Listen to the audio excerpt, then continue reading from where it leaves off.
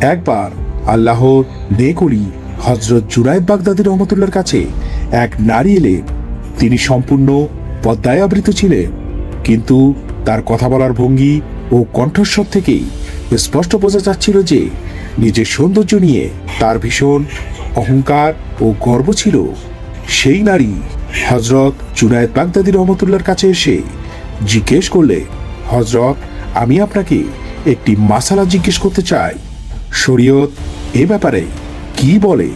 যদি কোনো পুরুষের একজন স্ত্রী থাকে, তাহলে কি তার উপস্থিতিতেই সে দ্বিতীয় বিয়ে করতে পারে?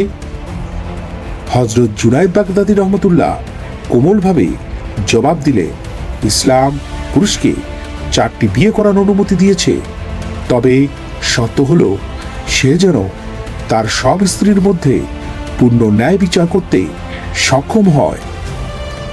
এ কথা শুনে নারীটি নিজের সৌন্দর্যের অহংকারে বলল, হযরত, যদি শরীয়তে নারীর জন্য নিজের সৌন্দর্য প্রকাশ করা বৈধ হতো, তাহলে আমি আপনাকে আমার মুখ দেখাতাম।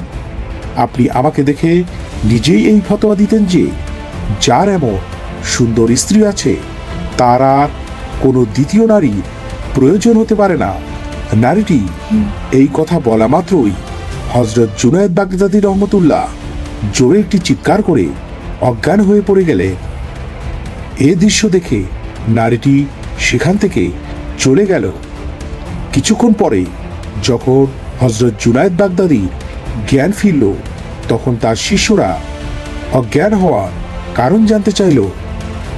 হযরত বললে, যখন সেই নারী শেষ কথাগুলো বলছিল, অর্থাৎ নিজের সৌন্দর্য নিয়ে গর্ব করছিল, তখনই আল্লাহ তাআলা আমার অন্তরে একটি কথা নিক্ষেপ করলে, হে জুনায়েদ, যদি শরীয়তে আমার সৌন্দর্য দেখা বৈধ হতো, তাহলে আমি সমগ্র পৃথিবীকে আমার জ্যোতি ও মহিমা দেখিয়ে দিতাম।